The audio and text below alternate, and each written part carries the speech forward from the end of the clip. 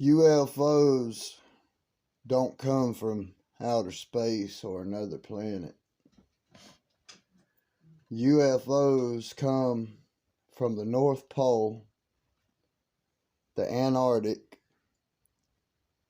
and out of the ocean.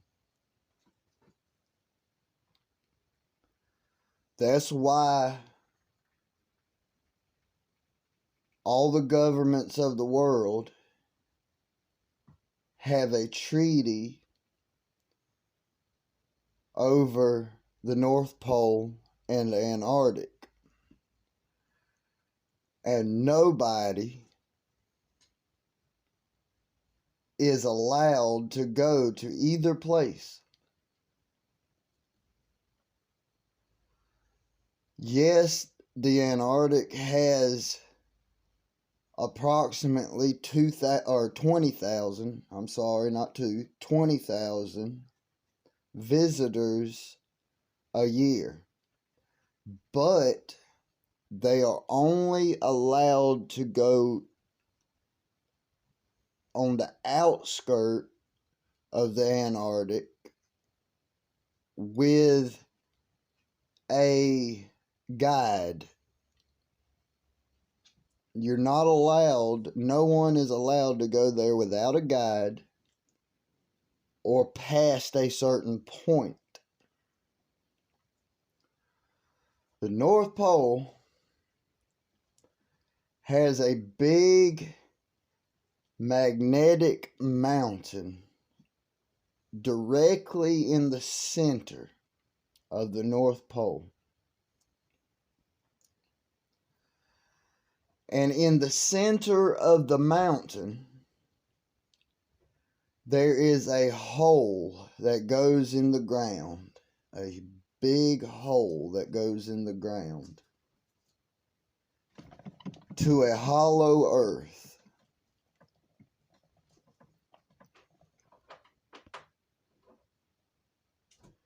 And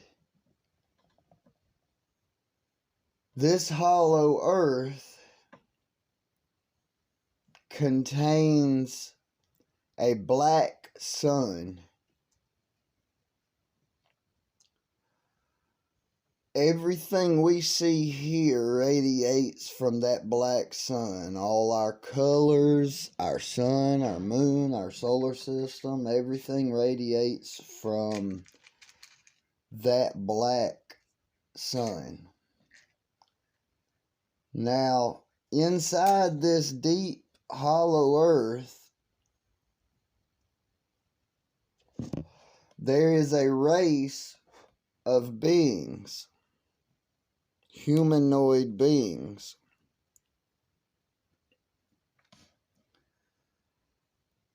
And they cannot die naturally.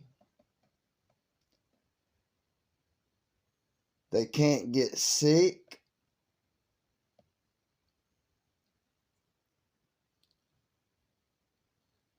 They're extremely smart. And they have technology that is extremely more advanced than anything we have.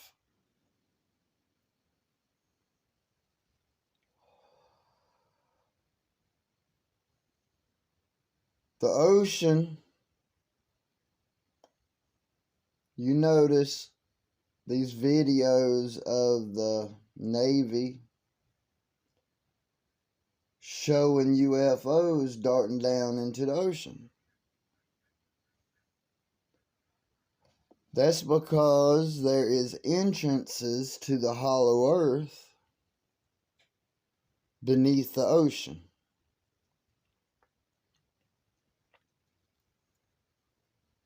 Not to mention, there is civilizations that live in the bottom of the ocean. What we would call aliens. Now, these aliens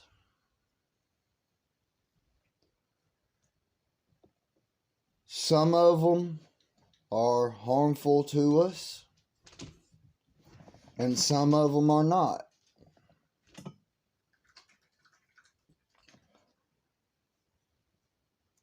And it's hard to know which ones are which.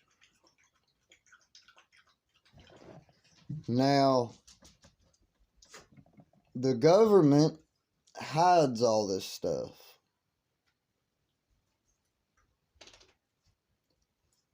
They ain't gonna tell you that they have a treaty over the North Pole and the Antarctic because that's where aliens are.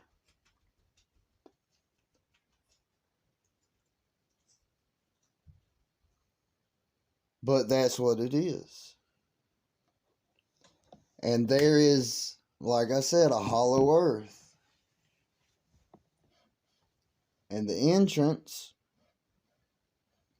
is in the center of the North Pole, in the center of a magnetic mountain. That magnetic mountain is what works your compass. That's why it always points north. That's why a compass is made with 1 point of metal and 1 point of plastic. And it pulls the metal side northward.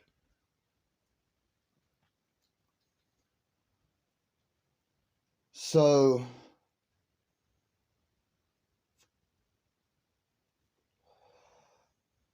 this ain't all now. I got more. Garden of Eden is in the North Pole, the center of the North Pole.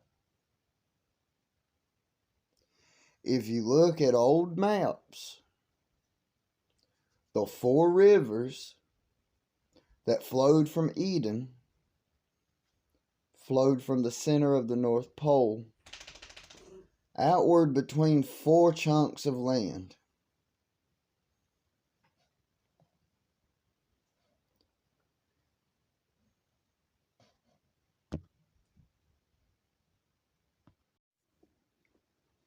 There used to be a tree that was gigantic. One tree that grew on top of this magnetic mountain.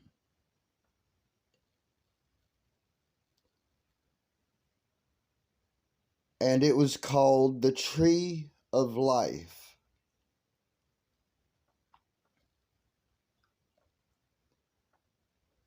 And I don't know if the tree is still there, but it used to be. And what gave this tree its power to give eternal life was the electromagnetic frequencies that flowed through it from the mountain. This is also why the beings that live in the hollow earth down in the center of the magnetic mountain of the North Pole cannot die naturally or get sick, because the electromagnetic frequency that radiates from this mountain absorbs into them and gives them eternal life. Now, that's not to say that they can't be killed, because they can. They just cannot die naturally. And if you notice, the further north you go, the more northern lights you see. These northern lights come from the magnetic mountain in the center of the North Pole. When you get way down south, you can't see the northern lights, but the further north you get, the brighter they are.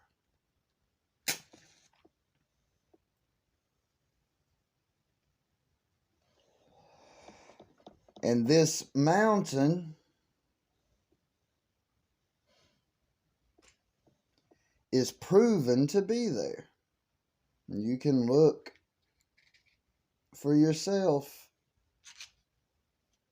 Pull it up online. There is a magnetic mountain in the North Pole. Now, NASA and the government, they're going to tell you that the Earth is a ball flying through infinite space at thousands of miles an hour, rotating around a sun that is God knows how much bigger than the Earth, and that the sun is 93 million miles away. But that is bullshit. The sun is not 93 million miles away. It's a whole lot closer. I can't say exactly how far away it is, but it's a lot closer.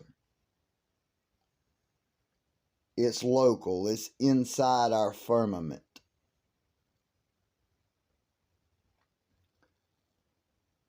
Okay. Stars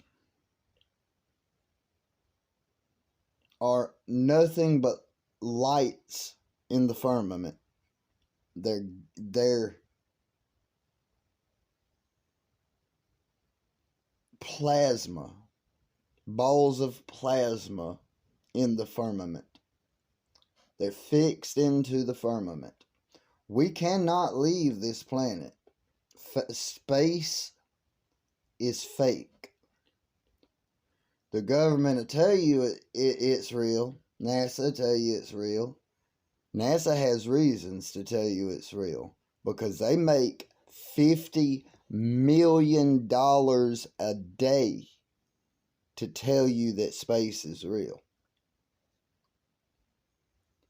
But how come they haven't been so-called been back since the Apollo missions? What was that, back in the 60s, maybe 70s? I'm not quite sure. But they say, oh, well, we haven't been back because we lost the technology. It got destroyed and we're having a hard time getting it back. And we can't make it through the Van Allen radiation belt because it'll kill us or make us sick. Well, back during the Apollo missions, they went through it in a tin can, especially on the way back. Look how cheap made that prop is that they claim to have went to the moon on. I mean, it's wrapped with tin foil. That ought to tell somebody something. It's wrapped with tin foil.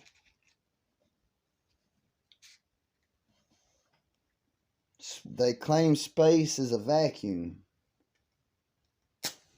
If space was a vacuum, them suits that they wear wouldn't help. They would be crushed. That tin can they so-called went to space in during the Apollo missions would have been crushed.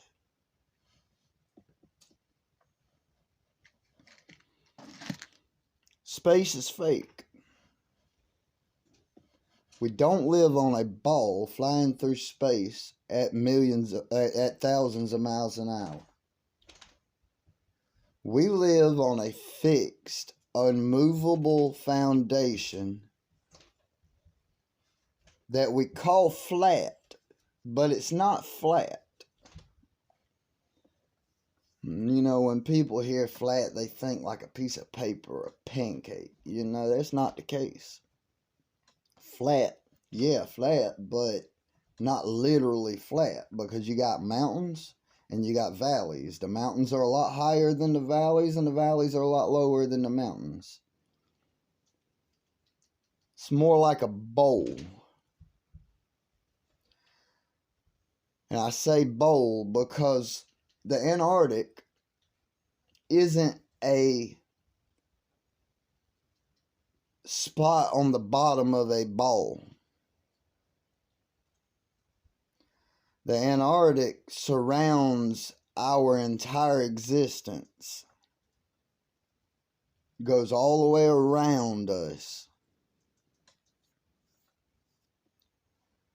And all the proof you need of that is to look at the size. Pull up on Google. Two things pull up on Google. Pull up, how big is Earth? And look how big Earth is. And then pull up, how big is Antarctic? And look how big Antarctic is. Antarctic is extremely larger than the whole Earth. How that is not possible if it was just a spot on the bottom of a globe. It would be smaller than the Earth if that was the case, but it's not. It's extremely bigger. Matter of fact, I'm going to pull it up now and tell y'all the sizes. So give me one moment while I get my internet pulled up. How big is Earth?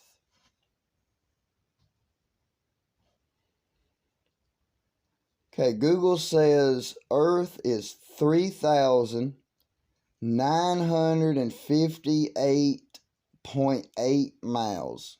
That's almost 4,000 miles. Okay, that's how big it says Earth is. That's from one point all the way around back to that point. Almost 4,000 miles. Okay, now, keep that in mind. Almost 4,000 miles. How big is Antarctic?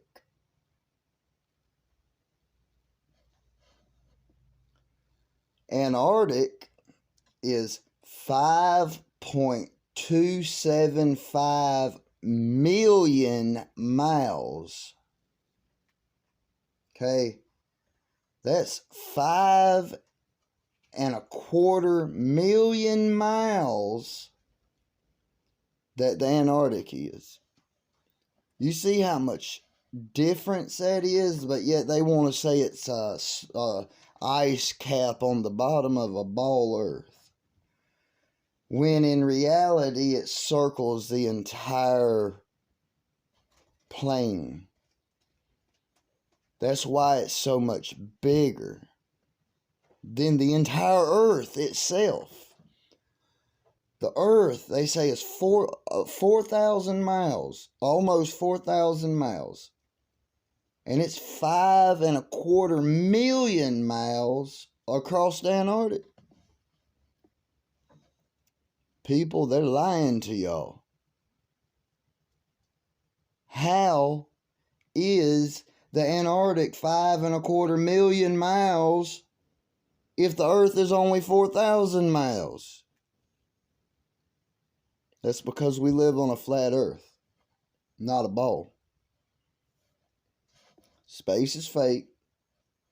Aliens are real, but they don't come from space. They come from the center of the North Pole, out of the ocean, and the Antarctic.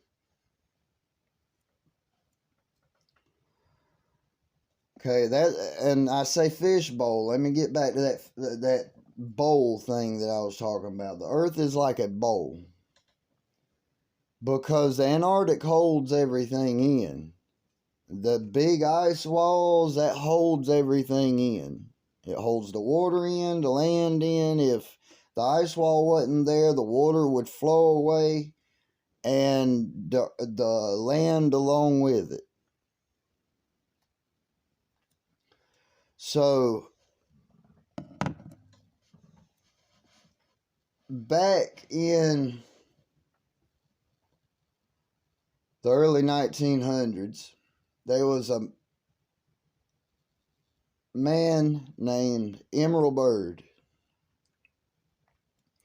and he went on a few expeditions to the Antarctic. And one of them was Operation Paperclip.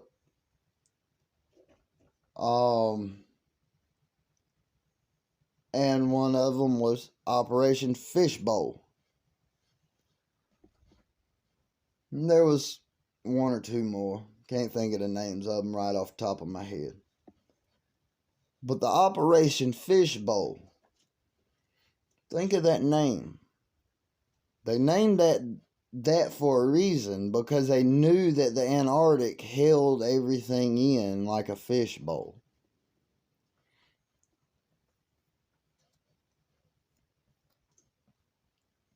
And this Emerald Byrd,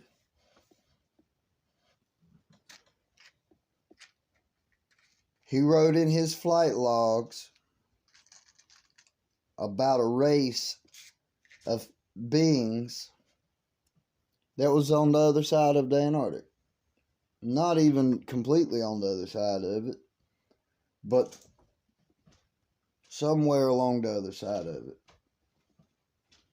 That they took control of his airplane and brought it to a landing with UFOs, disc-shaped UFOs. And he met with these beings.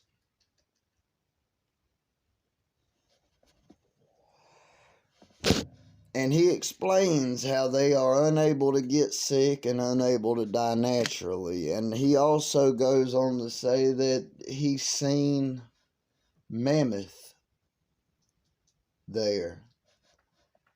And that their walls, these beings' walls, glowed with light. So they had no need for a sun. And they don't have a sun. Well, they got one. It's a black sun, but it's not like our sun. It don't radiate their world that I know of. It radiates our world. Even though nobody will ever see it, because the government won't allow it. But you ever heard the song named Black Hole Sun? Goes, black hole sun, won't you come and wash away the rain, black hole sun. Well, that's what that song's talking about. It's talking about the black sun in the center of the North Pole.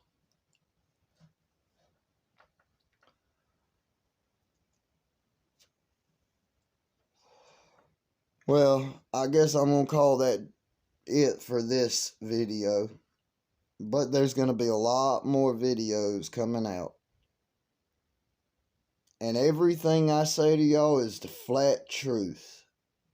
And anyone that don't want to believe it, that's your choice.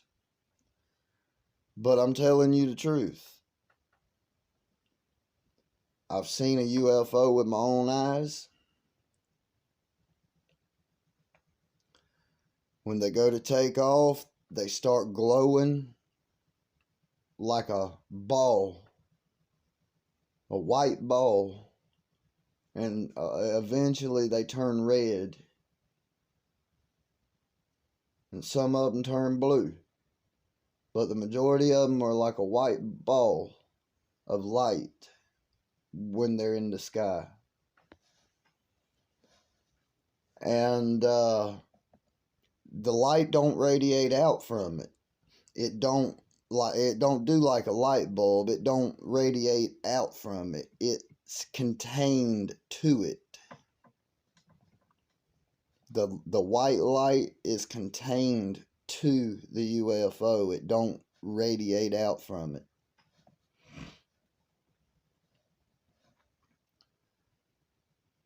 But there'll be more videos coming soon, and if y'all don't want to believe what I'm saying, that's your choice, but everything I'm saying is the truth.